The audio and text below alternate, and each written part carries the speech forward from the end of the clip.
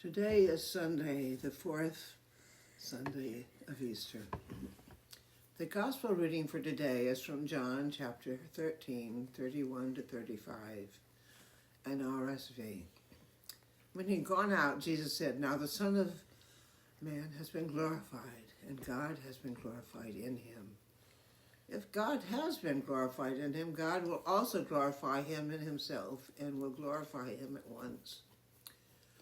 Little children, I am with you only a little longer. You may look for me," and as I said, to the Jews as well, I say, "Where I am going, you cannot come." The most important verses are the last two.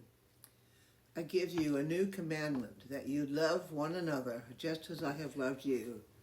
You also should love one another. By this, everyone will know that you are my disciples, if you have love for one another."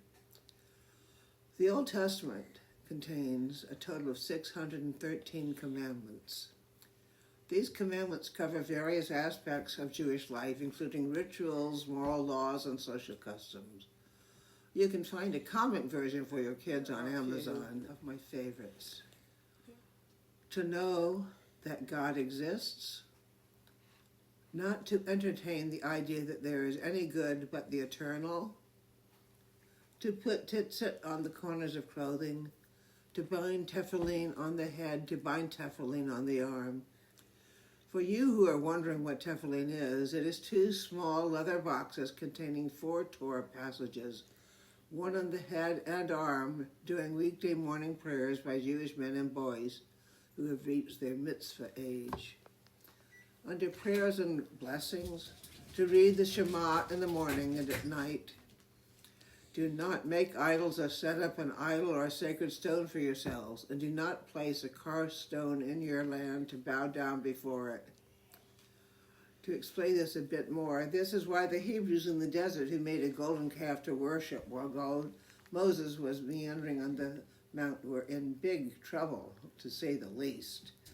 As the scriptures tell it, God ordered Moses to destroy the golden calf and the 10 Commandments tablets. Additionally, Moses directed the tribe of Levi to kill approximately 3,000 Israelites who were involved in the idolatry. A plague also struck the people, further decimating those who participated in the worship of the calf. That was a pretty big punishment. Under love and brotherhood, to love all human beings are of the covenant. The treatment of Gentiles, to love the stranger, not to wrong the stranger in speech, not to wrong the stranger in buying or selling, and this, of course, fun one, which is beyond PG at times, not to commit sodomy with a male, not to have intercourse with a beast, that a woman shall not have intercourse with a beast, not to castrate the male of any species, neither a man, nor a domestic or wild beast, nor a fowl. Dietary laws, long list of clean and unclean animals, basically. Do not eat a worm found in fruit. Does anyone want to? Not to eat the flesh of an ox that was condemned to be stoned. This one gets even better to read the whole text. Exodus 21, verse 28, outlines the legal consequences for when an ox gores a person to death. If an ox causes a death, the ox itself is to be stoned, and its flesh cannot be eaten, but the owner is not held responsible. This contrasts with the law in Exodus, which states that if the ox was known to gore previously and the owner was warned but didn't confine it, the owner is also put to death along with the ox. Clothing. A man should not wear women's clothing. A woman should not wear a man's clothing. The last time I wore a dress was at my daughter's wedding in 1998. I also abandoned the bra. The girls are free range. Not to wear garments made of wool and linen mixed together. Let me pause for a moment while I go check out my wardrobe. Well, you get the point. I'm beginning to get tired myself, so after my nap and examining my clothes, I remembered one of my favorite poems by Robert Frost called After My long Apple two-pointed picking. ladder's sticking through a tree toward heaven still. And there's a barrel that I didn't fill beside it, and there may be 2 or 3 apples I didn't pick upon some bough. But I am done with apple picking now. Essence of winter sleep is on the night. The scent of apples I'm dozing off. I cannot rub the strangers from my sight. I got from licking through a pane of glass I skimmed this morning from the drinking trough and held against the world of hoary grass. It melted and I let it fall and break. But I was well upon my way to sleep before it fell, and I could tell what form my dreaming was about to take. Magnified apples appear and disappear, stem, end, and russet blossom end, and every fleck of russet showing clear. My instep heart not only keeps the ache, it keeps the pressure of a ladder round. I feel the ladder sway as the boughs bend, and I keep hearing from the cellar bin the rumbling sound of load on apples coming in, for I have had too much of apple picking. I am overtired by the great harvest I myself desired. There were 10,000 fruit to touch.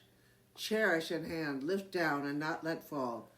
For all that struck the earth, no matter if not bruised or spiked with stubble, were surely to the cider apple heap, as of no worth. One can see what will trouble the sleep of mine, whatever sleep it is.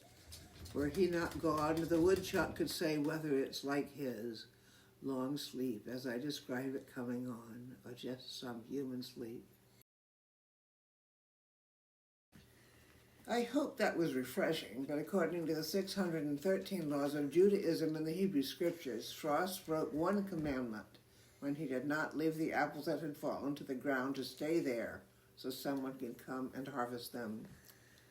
Then on to the 10 Commandments in both Hebrew and Christian Scriptures. I will not list them here, but Jesus had a much shorter version, as exemplified in the Gospel of John. This gets us to the meaning of the title of the homily. Keep it simple, stupid, also known as KISS, K-I-S-S, is a design principle that advocates for simplicity in systems and processes. It suggests that most systems function best when kept simple rather than overly complicated. The principle emphasizes that unnecessary complexity should be avoided, leading to better user acceptance, interaction, and overall effectiveness. Here's a more detailed look at the KISS principle. Simplicity is key. Avoid unnecessary complexity. Focus on clear and straightforward solutions.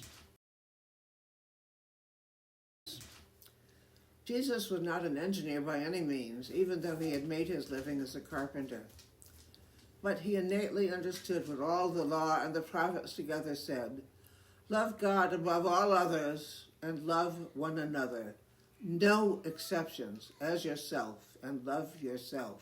That spells KISS, K-I-S-S. It really is that simple.